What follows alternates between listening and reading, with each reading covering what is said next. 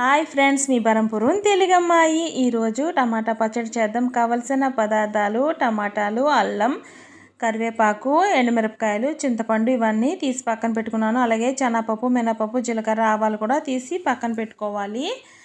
కళాయి పెట్టి ఆయిల్ వేసుకుందాం. ఇప్పుడు శనగపప్పు, మినపప్పు, జీలకర్ర, ఎండుమిరపకాయలు, అల్లం, కరివేపాకు ఇవన్నీ వేసి బాగా ఫ్రై చేసుకుందాం. బాగా ఫ్రై అయిన తర్వాత టమాటా ముక్కలు కూడా వేసుకుందాం. తగినంత ఉప్పు, కొంచెం టేస్ట్కి సరిపడినంత బెల్లం వేసుకొని బాగా ఫ్రై చేసుకోవాలి.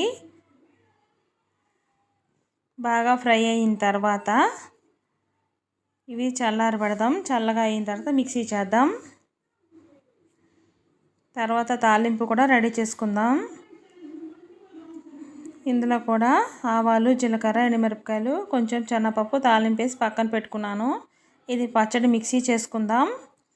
పచ్చడి అయితే రెడీ అయిపోయింది ఫ్రెండ్స్. చాలా టేస్టీగా ఉంటుంది. ట్రై చేసి చూడండి. నచ్చితే లైక్ చేయండి, షేర్ చేయండి, సబ్స్క్రైబ్